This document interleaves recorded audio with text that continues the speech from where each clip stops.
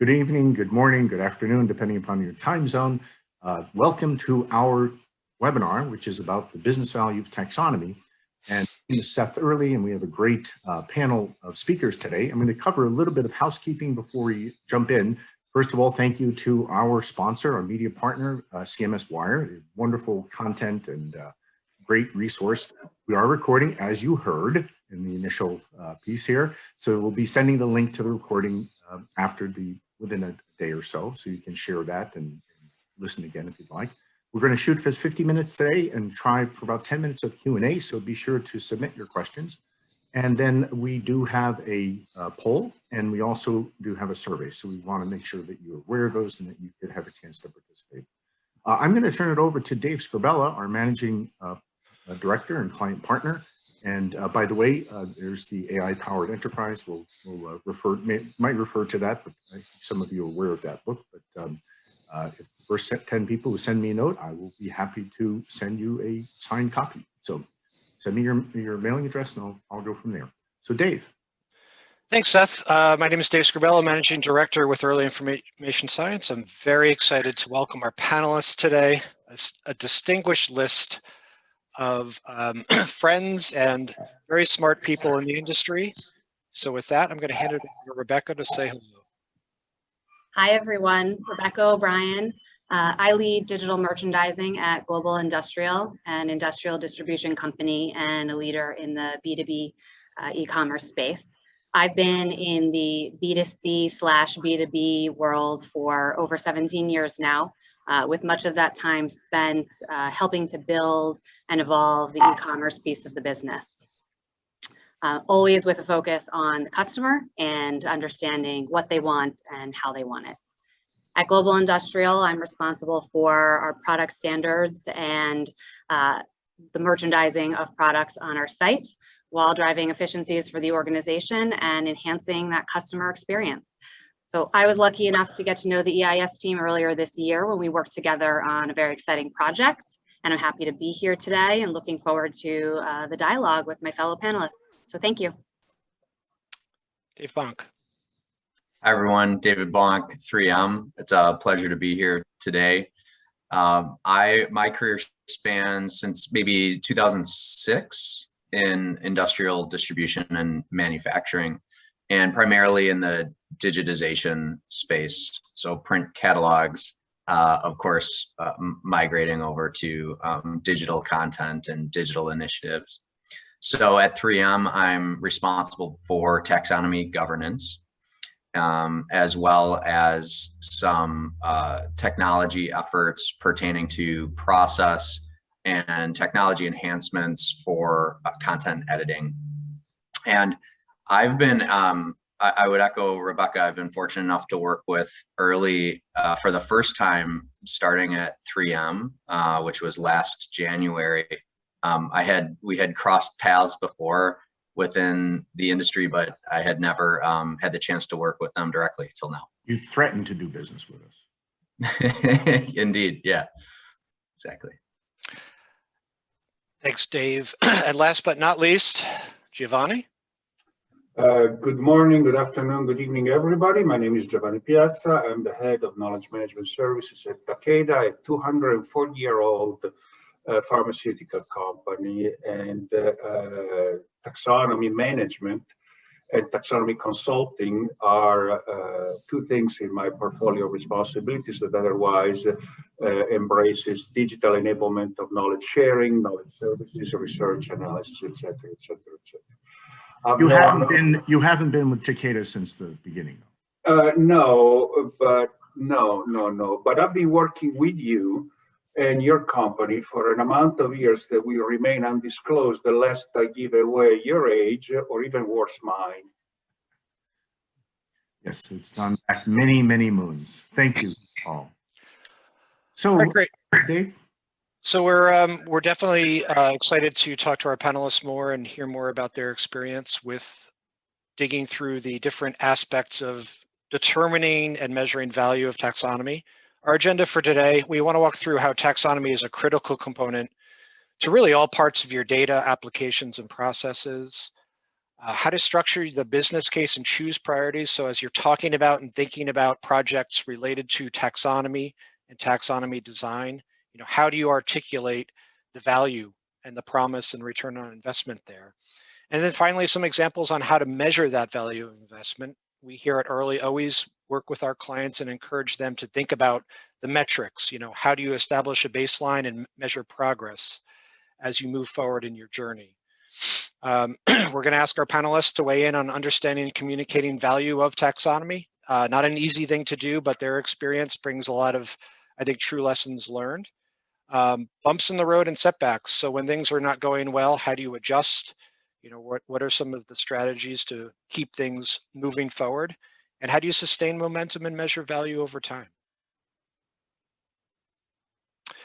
So for us, value drivers of taxonomy are numerous, and this is just a very short list. But as we think about our own service offerings and how to establish and promote the value of the taxonomy work that we partner with clients to do, when we think about content taxonomy, large content ecosystems with publishing and omni-channel content strategies and experiences, for us, it's often about the better structures, right? Taxonomy help to provide better structures for search and navigation throughout that experience. Helping to realize the promise of creating once and reusing or publishing everywhere.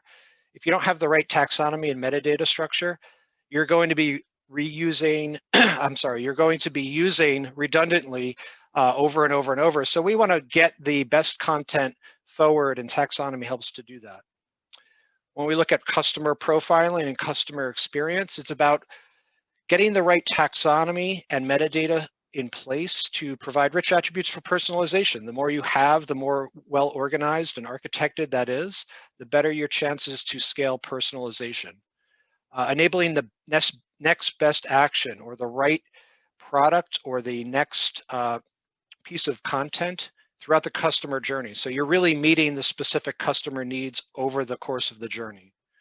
In our product data and product information management practice, it's about accelerating speed to market. Taxonomy helps to get products onto your site and across your partner channels quicker. And that is a real competitive advantage. Also reducing the cost and effort of managing product information. When you have that right model in place, you can really take advantage of that model and reduce the effort and cost to manage your product information. Finally, with knowledge architecture, it's about creating the right structures to elevate knowledge for self-service, to increase automation in call center operations, and get that knowledge to the right people at the right times so they can service your customers. It's also about providing empowering better experiences in cognitive applications and helping with the automation to get your content, your knowledge connected to your customers more seamlessly. So we want to launch a poll here, and we're going to ask Sharon to put this up. What are your business justifications for taxonomy? Where are you today? When you think about how much taxonomy you've had to establish justification or ROI for, is this still a case of uncontrolled chaos with little investment? Do you have some investment, but without too much ROI? Are investments driven by large projects that help kind of force that work? Investments with ROI tied to improvements around taxonomy, or none of the above? So we're going to just let some of the responses come in.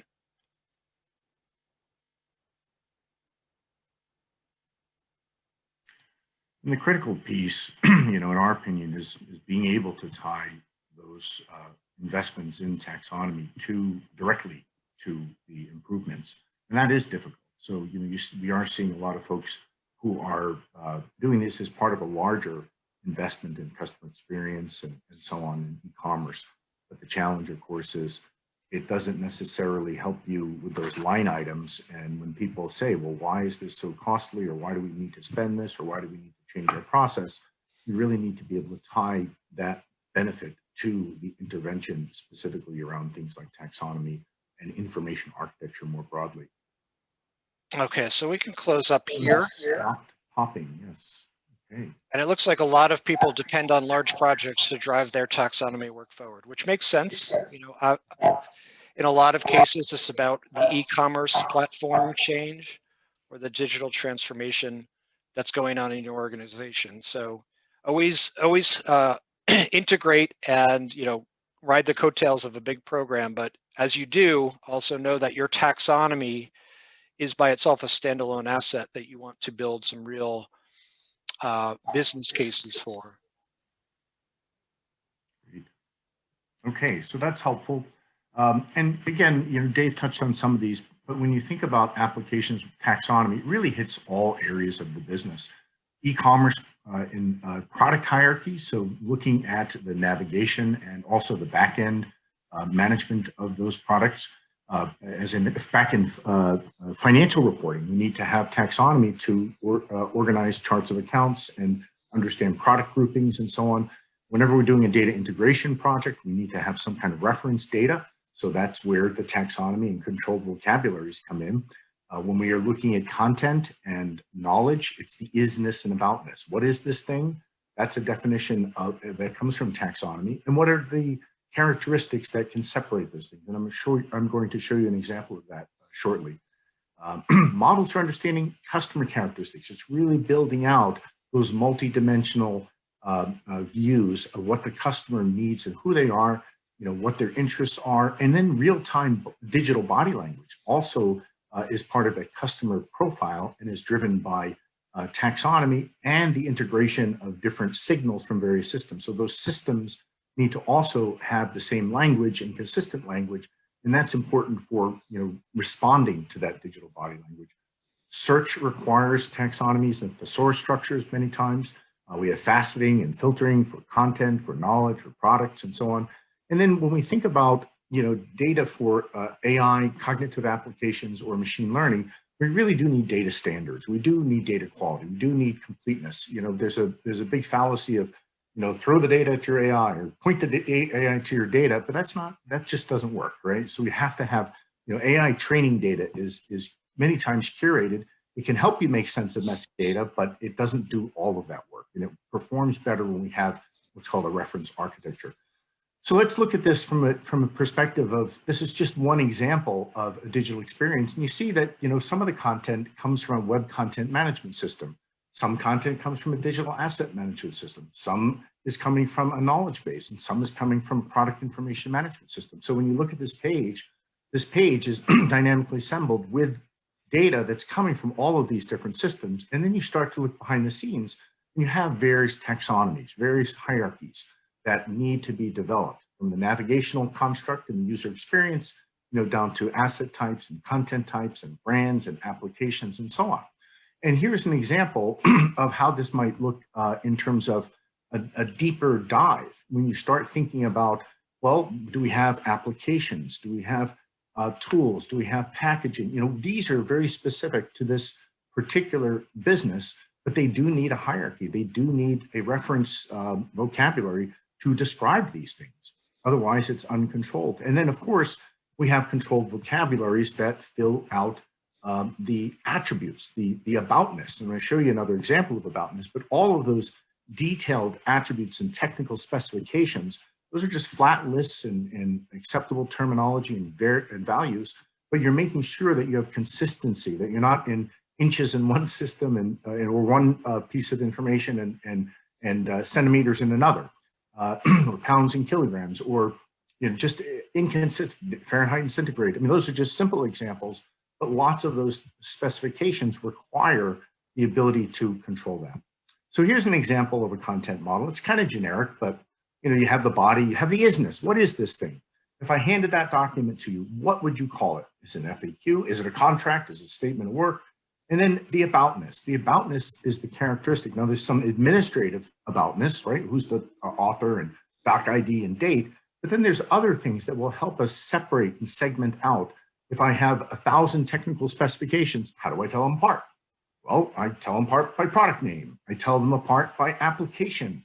I might tell things apart by product category, by audience, by task. So these are all taxonomies that go into a content model, and this will be different for product information. It'll be different from digital asset digital assets, from knowledge articles and general content.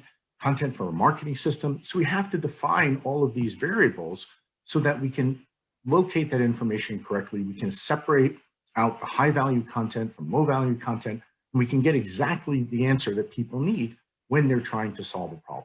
People come to a website to solve problems or make purchases or be educated. And so the taxonomy puts context to that. Now, if we take a look at this from a bigger picture perspective, we think about all the other things that are going on. Well, when you're doing product development or product onboarding, you have teams of people that are working in that area. Maybe they're engineers that understand some specifications. There's catalog operations and product data operations, product onboarding processes. But at the same time, you have the marketing organization that's also planning how to promote this product, or thinking about merchandising, or thinking about product strategy. And when we start to do demand generation, all of this information needs to come together. What are the right attributes for a product? It depends on the audience. Are you talking about a technical audience? Are you talking about a consumer audience? Maybe it's procurement, maybe it's a design engineer. And so all of these things have to go into content strategy. They have to go into the promotions and marketing strategy. And then we need feedback from those different systems. And we need to drive our e-commerce with our content, with our product data, with information about the assets. But we also have to provision customer self-service and customer support. So call center agents need to understand the product and the nuances of supporting that. So all of these things have to happen, and these internal audiences really need to be able to find and reuse content, and taxonomy helps with that. So we need some maturity in our content operations and content optimization. We need some capabilities and maturity in product information management to do this well. We need to understand our customer journey and the details of what those customers need in the context of that journey. And we need to share knowledge and activate insights and act on insights up and down the food chain. Again, an engineer might have knowledge of what's important to an engineering customer, right? A design engineer or a maintenance engineer or production engineer, wherever that might be. How do you get that information out of their minds and into the e-commerce channel? And then personalization strategies really require the integration of all these pieces, right? Because it's the customer feedback, it's what's going on in the marketplace, it's understanding the buyer personas, it's understanding the journey in detail, and it's being able to react to all of that. So, I'd like to pause there for a minute just to, I don't know if you guys have any comments on this, but it really is an intricate machine. I'll just pause for a second and see if our panel, anybody wants to chime in on this type of view of the environment. Anyone? Bueller? I would just say that when you look at this slide, it just is a visual representation of how taxonomy touches everything in the business. Everything. Yep. It's very simple to me when I look at that. Yeah. Everything. Well, I would like to recommend to everybody who needs to make a business case to implement a taxonomy program in their organization to use this slide. Because one of the implicit but quite evident things that are present in this slide is that taxonomy happens. Actually, a classification scheme happens, whether you like it or not. If you let it happen organically, you're going to pay the price. If you stay on top of it and you govern and manage the implementation, you get the benefits. It's a typical case of pay me now, pay me later. But if you pay me later, there's going to be a lot more to pay. Right. I don't want to take too much of our time. I want to get to the open discussion but thank you, Giovanni, and thank you, Rebecca. Now, one of the things I do want to talk about, and Dave, I know you have comments on that as well, but let's jump into the rest of the talk.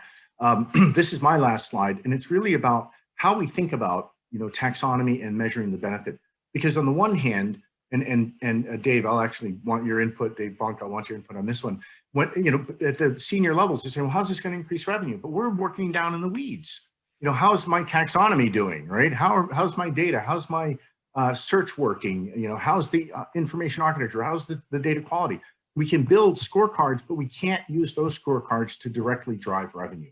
The data supports a process, and measuring that process outcome is one of the impacts that we can look at. But again, process supports an objective, And that's the business outcome that we're looking at. We're saying, what are we trying to accomplish from an organizational, departmental perspective?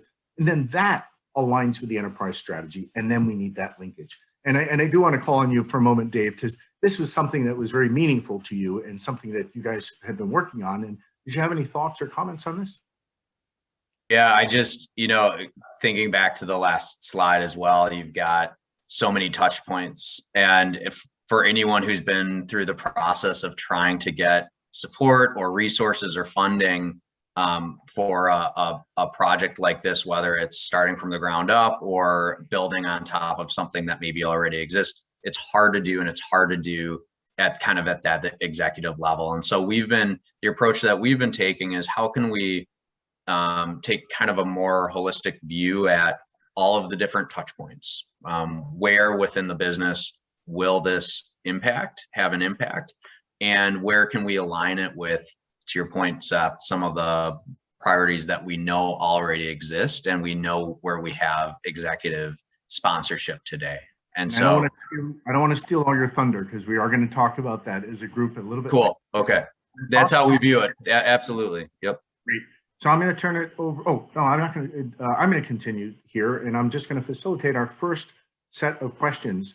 And again, this is understanding the value. So you guys started to hit on this in terms of explaining the big picture. But what was your journey to understanding the business value? Was there some aha moment for yourself? And then what's it been like to explain it to others? Any stories that come to mind? And I'm just going to stop sharing for just a moment so that we have all of your faces on the screen. So let's see, who would like to kick that off? Dave, you're unmuted. Dave Bonk. So do you want to? Sure. Yeah. So for me, it's like, I think for probably a lot of people on this call, it's you're the one kind of in the weeds doing the work, and you're going, well, why am I doing this 2 and 3 and 4 times to try to achieve the same result? And so ultimately it's a combination of that and trying to maybe find better ways within the business to accomplish something. But also I think the survey had the most hits for, we've got a big initiative that we need to do. And so it kind of becomes a necessity. And so then the key is building on top of that. And what I guess my aha moment or moments has been, you kind of put the work in to build the foundation. Maybe you meet your initial need, but then it starts to open doors for, these are some of the things that we've been talking about for a long time, maybe years. And we're starting to be able to not only conceive of them in terms of how and have an actionable roadmap, but accomplish them too. And so for me, those have been the most eye-opening. We could talk a little bit later about how maybe we share that across the business, but that would be mine. And so for you've been in the weeds and you see the applications, and then explaining it to executives, was it an uphill battle to get them to understand the things that you understood? For sure, because we can't just talk conceptually, so it needs to be married with the value. But we do, from when we talk about general strategy, what I've found to be successful more often than not is, how can we align this work to what we know we want to achieve as an enterprise in the long term. And so we know that we want to have a world-class website, and we know that we need to work on product findability within different contexts, and we know that we want to be more efficient internally, and so forth, all these things. So how can we align? And we kind of look at it in a crawl, walk, run, fly model, because it helps to be able to outline the steps maybe that are needed. You're not going a taxonomy effort isn't going to be one fell swoop, like we're in and done. It's going to evolve over time, and there are prerequisites along the way. So help to outline to show what's needed. And then you also help to set the tone and expectation that this is going to be a multi-year effort. We're going to need to fund it and support it and make it a central piece to our digital effort going forward. How about yourself, Rebecca? What's your experience been? First, the aha, and then the communication. Sure. Yeah. So taxonomy, to me, I find it really helpful to sort of simplify some of these concepts when you're talking about it, both as you are trying to digest them, but also as you're talking about them internally. And to me, taxonomy is the foundation to everything that your company wants to do with their e-commerce business.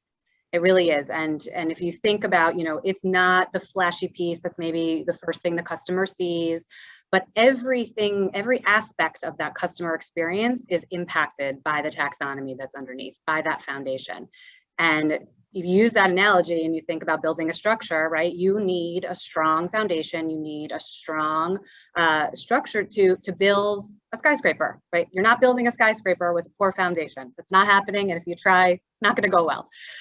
So to sort of think about it that way and have the company internally think about it in that sort of simplistic way of you're investing time and money into that baseline and that foundation for all the growth that you want to see out of this channel, I think is very helpful because it's an easy analogy to sort of understand and wrap your head around.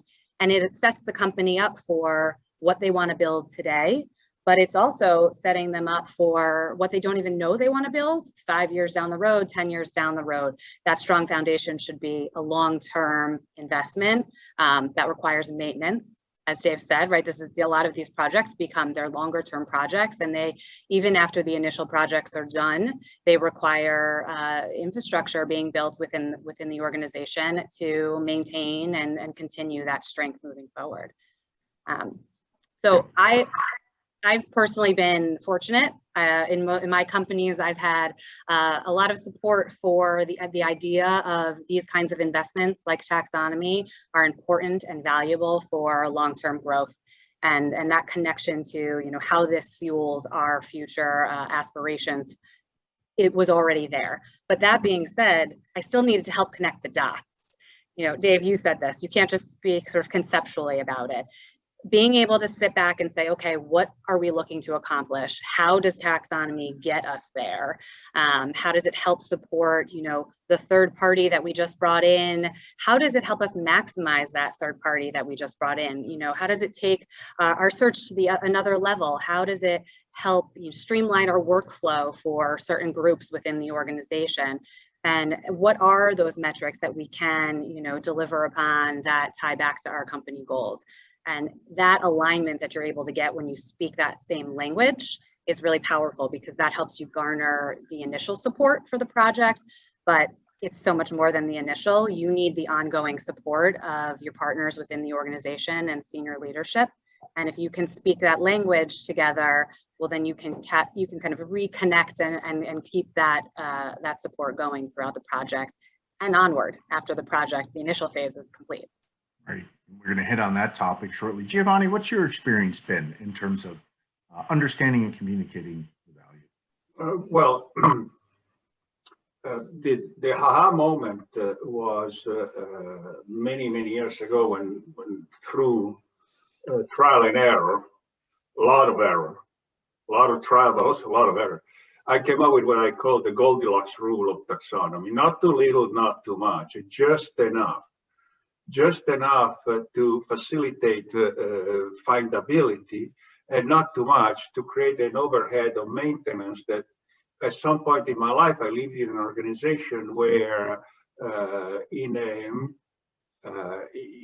a misguided attempt to enforce consistency, they came up with a taxonomy of 14 coordinates at 6 levels, which crashed and burned under its own weight. And so that is the first thing. The second thing, to sell, when you sell the business proposition behind the taxonomy, I sell the outcome. So if you get in the weeds and start talking about those things that you learn in information sciences school, that are all true, probably, the business, the decider will glaze, you see that their eyes start looking elsewhere. So sell the outcome. Say, we are going to improve our looking over your shoulder. They start looking over your shoulder to see if there's someone they should talk to. So we are going to improve findability by 30%. We're going to diminish the time on task by X%. And these are metrics that are not too difficult to calculate. And speaking of behind my shoulders, I'd like to extend to my fellow panelists and to the attendees the best wishes from the rest of my family that you so moved by. That's what we're doing these days. Yeah. The sign outside the door that said I'm on a video call must have.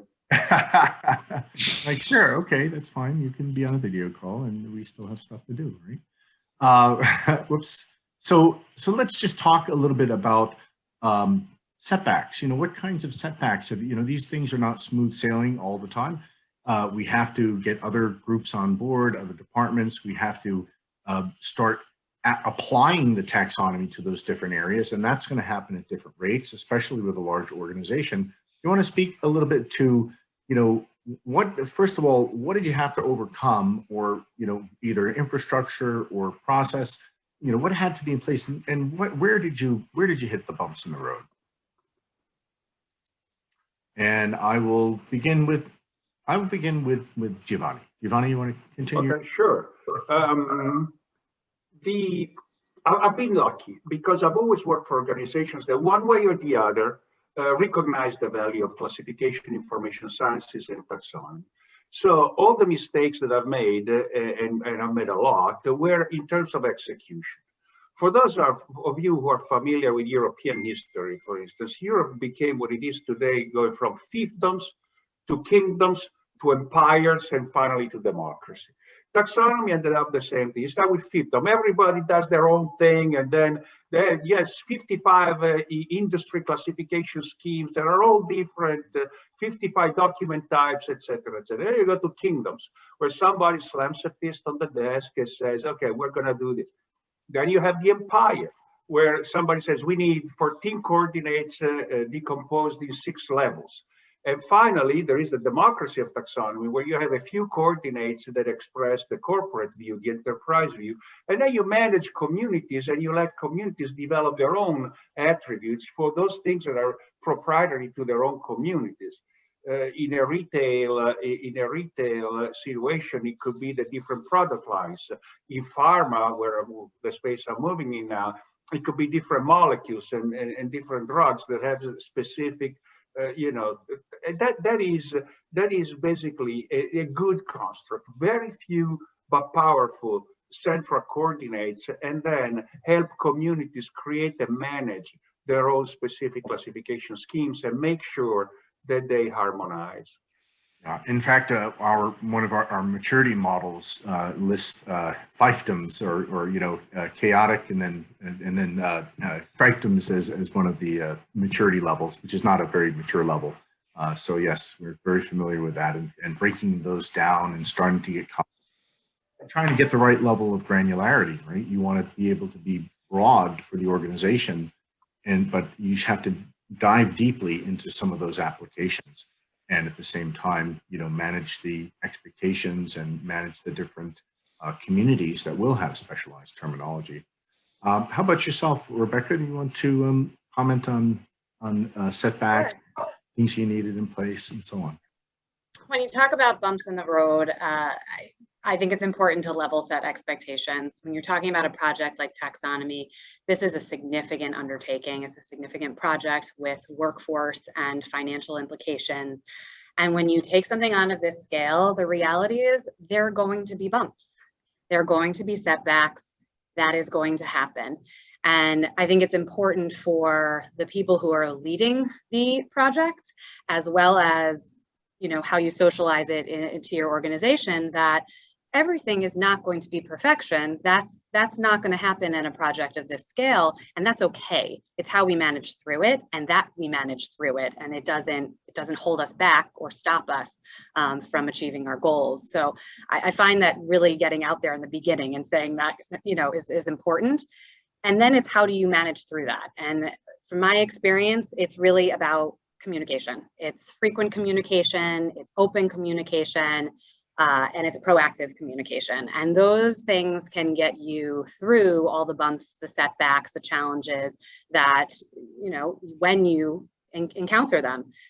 It also helps, that communication baseline helps you kind of keep alignment or realign as you're moving through the project with your partners internally or senior leadership. It helps you socialize appropriately when things are going the way you expect them to be going, as well as when they're going not the way you expect them to be going. And since you've established that communication baseline, when there is an issue or a challenge that comes up, you've got the group together. So you can move forward collectively a little bit easier. And that proactive piece I've found to be the most important and most valuable. And I've certainly learned that the hard way.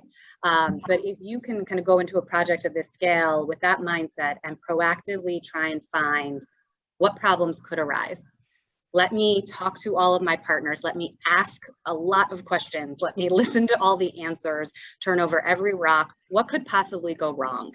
If you can uncover those problems before they're actually problems, your whole process is much more efficient because you control the narrative. And so you're able to then bring the problem or potential problem to the group and say, hey, this might not go the way we want it to. We're going to need to solve for this. And instead of getting caught in that, oh no moment, you get to erase the emotion, erase the angst out of the conversation and move straight to solutioning with the group because you've already set that communication foundation and you've got them together and they're engaged. So that's thinking foundation. Go ahead. Sorry, finish your thought. No, I foundation. I know. I say foundation a lot when I talk about. You were talking about that. Yeah. Yes. I was thinking about the fact that you're laying the foundation with socialization and communication and setting expectations, and then what you don't want are surprises. Right, you want to communicate as proactively as possible when things do come up, which they inevitably will. Right. What are your thoughts? What's your experience been in terms of bumps in the road, setbacks, and maybe prerequisites, things that you needed to have in place, such as Rebecca's foundation? Yeah, and not just within my experience, but from peers that I've seen across the industry too. I think that it's critical.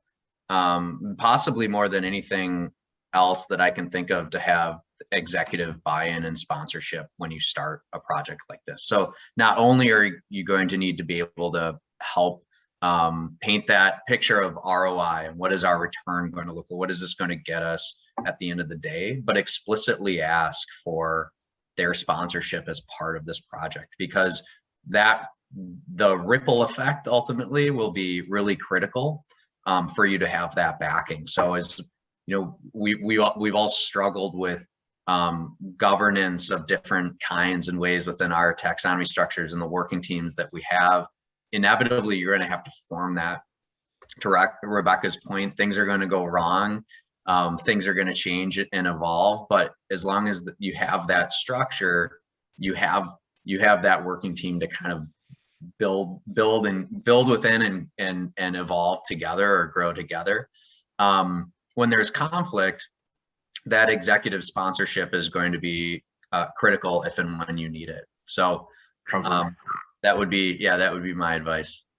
Yeah, the air coverage, because again, you are going to have different stakeholders who will have conflicting needs, and they're going to be people that say, I want my products higher in the hierarchy, right? And it's not he or she who yells the loudest gets their product the highest, but it has to be based on data. It should be based on, the usability and the findability, and it can, and certainly revenue, if it's a big important product area, that certainly is important, but it's really trying to make data-based decisions, data-driven decisions, rather than opinion-driven decisions. But the air cover, as you mentioned, is critically important. Seth, we've got a question in the Q&A here. Actually, I think we're just going to put it out there for our panelists. So we've got an interesting question here. Is your taxonomy effort integrated into an overall data information vision, or is it managed separately, perhaps in a more narrow way, with various identified stakeholders? Anybody want to take that? Is your taxonomy kind of in your own lane, or is it part of a bigger, broader cross-enterprise picture? So I can speak first. At 3M, we've really tried to make an effort to make it enterprise-wide. So this is something that is going to be used by the entire company, used globally. And to one of the slides that we saw earlier, there are so many different touch points. So I think that it's critical. You don't have to just have, one structure hierarchy. If you have your core taxonomy, you can build off of that. You can build additional hierarchies, of course, for other use cases, but we have tried to manage our product hierarchy, our product taxonomy, at least at an enterprise level. Giovanni, Rebecca, anything to add to that? Well, I think that this is one of those cases where, again, the middle of the road is the right path, because any classification scheme needs to have a degree of flexibility and slack that makes it practical to update it as reality evolves. If you try and get the fabled enterprise data model, you add layers of complexity that at some point say, well, can I have something useful, even if it's not perfect? Can I please have it now because I've got a business problem that I'd like to solve? Okay, especially in industries like mine, where outcomes are so unpredictable, or industries like retail, where the season come upon you faster and faster and faster and faster. So I think that usefulness and time to delivery are the guidelines. Then, if the classification scheme can come to encompass broad areas of the company, that's certainly an advantage. That is certainly an advantage, undeniable. So I would just add, at Global, the taxonomy work is really, it's being led through my team and from a product standpoint, but it touches all of the other teams involved, which we've tried to be very aware of and understand the impact of just how we manage our data. We have wonderful data, and so we're looking to really just how do we classify it in a way that's going to be more useful to our organization, all teams within our organization. So very much in the learning process of that, but those are our aspirations. I'll add a little bit of color to the discussion in terms of, people are looking at things like knowledge graphs, right? Which is the structure for information, the ontology, if you will, multiple taxonomies and relationships between them with the data, with the access to the data. And there's a lot of really interesting things that can be done both on structured and unstructured side, using that approach. And when you're looking at those types of things, you still have to be careful about scope and data sources, but it should be use case driven. And the question was from Jim Gilligan. His point is, do you manage these separately or do you make it part of a bigger effort? There's a little bit of, it depends, right? The consultant answer. So there's a little bit of, you want centralized standards and you want decentralized decision making. And so if there's a big data initiative across the organization, absolutely you want to leverage those standards and you want to have dialogue and be able to apply those classification schemes. But at the same time, to Giovanni's point, you need to make sure it doesn't get too bogged down in the inertia that can encompass some of those big projects. You can't wait 2 years for your result. There's a lot of time. Speed to value is very important. For one organization, they said, well, we need the taxonomy the middle of the month. I'm like, what month? They said, this month. Like, really? Like 2 weeks. I said, what will you do if we can't do that? They said, well, we'll use what we have. And I said, well, that's a piece of crap, so we can do better, So it's like, it's satisfying sometimes, but at the same time, keeping that overarching vision of what you want it to be and iteratively getting there. Let me go ahead and share the last question slide here. And really, this is the crux of maintaining that momentum. How do you sustain these initiatives? How do you do the maintenance? How do you continue to quantify that value for business leadership? Because we do know even when they approve a multi-year digital transformation, they're still going to come back and say, show us the value, show us the value. And we already did that. Show it again. So how are you, really trying to quantify that, and how are you trying to measure it? And I know we touched on a little bit in the prior discussions, but let's take a look at that. Oh, I'm sorry. And Dave, you had some commentary on this as well. Well, I'm just very curious. It's always when you start to get into real hard numbers and measurability, right? That's where the rubber hits the road. And I'm curious if anybody's having success with any specific metrics as we kind of talk about taxonomy and building better data models. Is there anything you're working on or actually has proven to be really successful for you from a metrics perspective that you'd encourage others to consider? So we actually hit a fairly significant milestone over the last month at 3M, and that we're finally using our product taxonomy on 3m.com that Earley helped us to build. So that's a milestone to be proud of. But of course, there are more eyes, there's more visibility on that structure now because it hadn't been exposed externally. And so we've been, of course, we could prepare for this, but now that the website is live, the structure is live, we're starting to see data come in. And so we're trying to frame, we've been working on a new framework to look at it in different ways, based on different initiatives within the organization. So not only are we looking at 3m.com metrics as they align to our product taxonomy that's visible.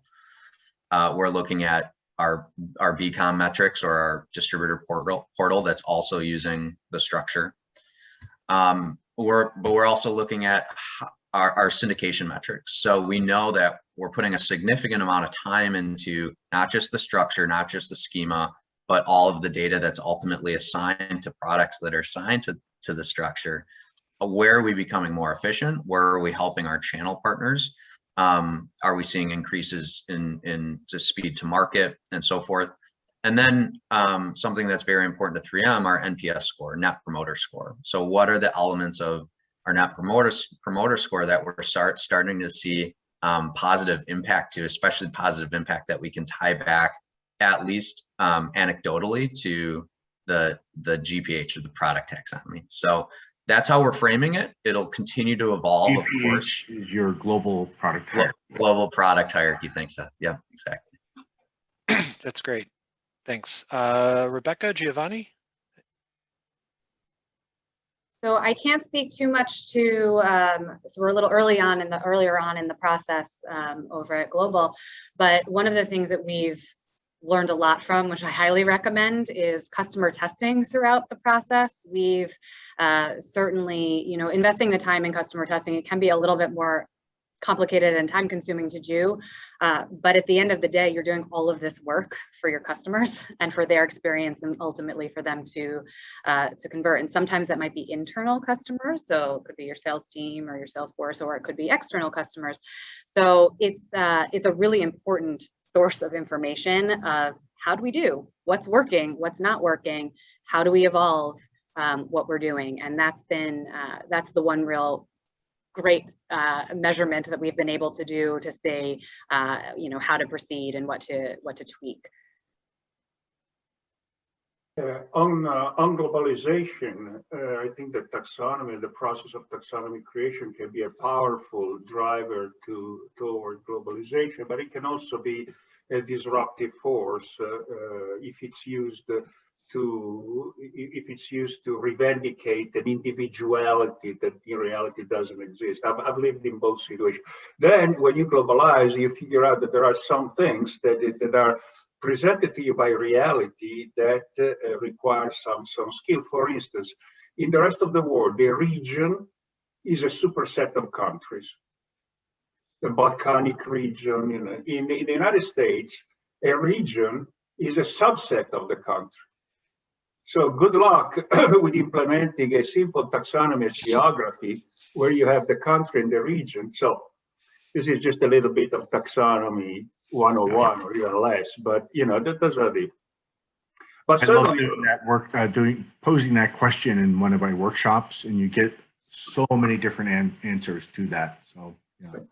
So you can, if the company, if the reality around you is already moving toward globalization, that's another piece of the value proposition. Say, hey, with a global taxonomy will help us in this effort that's already happened. If you wanna make globalization happen via taxonomy, could be a little bit more problematic. So we still have time for questions. If anybody else has some, here's one that I wanted to surface for the panel. So one of the questions is, when you're trying to make that measurement and you're trying to tie it directly to the taxonomy, what are the ways to actually do that? What has to be instrumented? So, you've made a change in the taxonomy. Now, what are you looking at in order to determine if that change has been effective or not effective? You mentioned usability testing, Rebecca. Are there operational metrics, Dave, that you've been able to harvest around that? Yeah, so if you think about, if we think about a website, what is the purpose of the website? And that'll be a little bit different for every company, of course, but for us, because largely we don't sell direct on our website, but we do have high value actions, call to actions that are important. And so in terms of website analytics, it all kind of ties back to that. What is the conversion? What is the conversion rate? However the conversion is defined.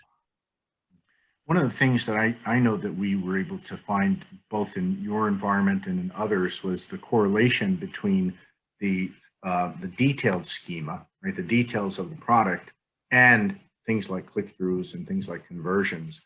So, those are, sometimes it's not directly you can't prove causation, but you can have correlation, and the correlation is very strong. So you can make changes, you know that if the product fill is there and people can click through the attributes, you can observe that behavior and look at the before and after, or look at a product set that doesn't have the deeper schema work and look at the products that do and kind of compare those behaviors. Giovanni, did you have another thought on that? Well, yeah, I would like to be a little bit more optimistic than you have been a minute ago. So sometimes, take the case where web analytics are telling you that your website has a lot of dead branches. So those the piece of navigations that don't let the user get to closure and complete the transaction they were trying to complete. Find the document, buy the products as they get lost.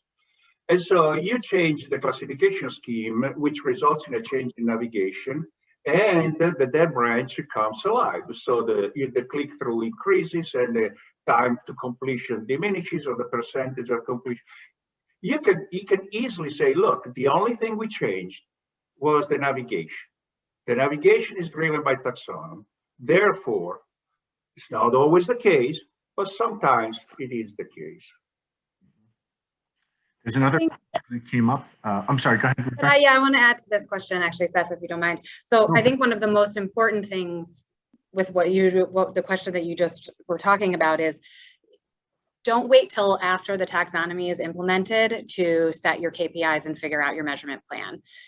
At the onset of a project, I think it's critical to align on what are we looking to achieve, what are the key KPIs, and how are we going to measure them?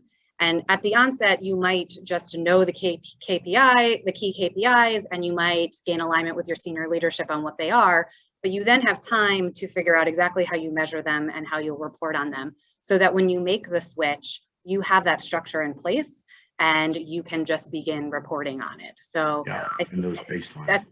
That's really critical. And it also helps because you want your leadership to care about the KPIs you report on. So you need them to say, yep, that's what I want to look at the end of this project before you even started, so that you've got that time to build any reporting with your partners that you need to. And then you can keep coming back to that as the project goes along and keep that momentum going. And then ultimately you got to start reporting on it, good, bad, or ugly. Well, and that's such a critical point, a critical observation is that make sure you get those baselines and make sure they're the right KPIs that people care about, right? That will move the needle, that are aligned with business outcomes and aligned with the organizational strategy. And that's when you'll get people's attention, the baselines. And then you can kind of stack the deck a little bit too. You can say, let's make sure we impact this piece, right? This is going to be important. It does help you focus. Mm-hmm.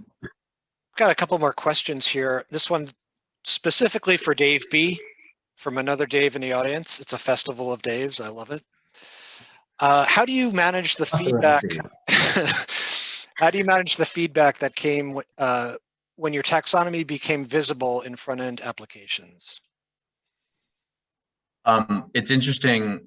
So in the case of 3M, with our working team, our taxonomy working team that includes our business stakeholders, we came to an agreement that we would have a freeze or a pause on structure changes, so that we could, coming out of the website launch, let the dust settle a little bit, so that we could start to capture some of those metrics and help support analytics across the business. Just, in hopes of, let's not overreact to anything that we think. Let's see what we can learn. And in the meantime, of course, we've been building up a queue of those requests, and we've been working through an analysis of those. But as part of that analysis, we've been building out a new and more robust process to help support those requests. So what I mean by that is, not only is the taxonomy team providing feedback, but we have the SEO team involved to do an analysis of, what is the likely short-term and long-term SEO impact, as well as keyword analysis. And then anything else that might come into play, along with just setting expectations for those stakeholders that are requesting, this is what the timeline might look like, because we know we're going to have to manage redirects, or we may have to manage redirects in certain cases. So I hope that helps. That's great. I think we can squeeze in this last one. Anybody who wants to jump on this, who owns the taxonomy function, and who is the court of final appeal on any changes? I love that question. Anybody want to take a crack at that one? Yeah, I'll start. I think that we need to differentiate ownership from stewardship. Stewardship is best left to people who know what they're doing. I know it sounds arrogant, but the stewardship of a taxonomy is best left to people who know information sciences, know the rules, who can tell not only that a taxonomy is wrong, but also why and how to fix it. And they can, among other things, they can moderate the healthy debate between the business owners whose business is represented by the taxonomy. So if you want to know who the owner is of a taxonomy, look at the taxonomy. What does it talk about? What part of the business is it talking about? If it isn't, then you probably don't need it. But if it is, probably they are the leaders of the business function, are the owners of the taxonomy. But ownership and stewardship are two different things. I own my money, but there's a financial advisor who manages and stewards it. But he can't run. I hope he doesn't run away with my money. So that's a great way to put it. You don't want anybody running away with your taxonomy. Well, there are times, Seth. There are times. Taxonomy. These are resources that are going to be distributed. They'll be in the deck for you, so you'll be able to take a look, or you can search on the website. And again, the author stands on the book. We don't have our little award. We just won an award, the silver medal from Axiom. But send us a note, and 10 people will be able to send signed copies out to you. With that, I think we're right about at the top of the hour. So I do want to thank everybody, all of our panelists, and Dave and Sharon for your participation, and thank you to our audience for sticking in there to the end, and really appreciate it. We do have 30 seconds for final thoughts. So Dave, any final thoughts before we drop? Dave, I don't think anything that hasn't already been said. Okay. Just remember that it's iterative, and keep building off of the foundation that's there. Great. Rebecca? Well said, Dave. Foundation is my keyword for the day, that and communication. Taxonomy is really important to where you want to go with your business, and those two things will help. Thinking about it with those two things in mind will help you get there. Great. Giovanni? And keep it simple. Behind the complex, successful classification scheme, there is a simple successful classification scheme. Yes, that's a very good point. Dave, anything else? I just like assembling smart people. Make us look That's better. great. And really Thank you, appreciate guys. the time. Absolutely. This has been great. Thank you all. And everybody on the call, thank you and have a great day. Thank you for having us.